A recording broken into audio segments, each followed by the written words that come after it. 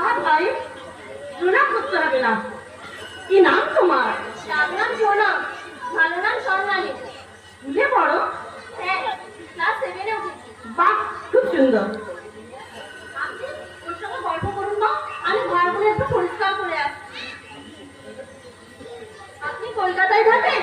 হ্যাঁ, যাবি তুমি আমার সঙ্গে? মামনি গেলেই যাবো। মা ছাড়া তুমি থাকতে পারো না? তুমি তো বড় হয়েছো, এখনো তোমার ঘর। ভয় নয়, তাহলে আমি ছাড়া তো মামনির কেউ নেই। কলকাতায় গেলে কত কিছু দেখতে পাবে।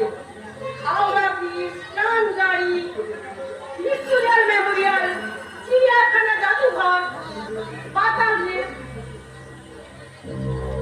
ওই দিদিভাই আসছে।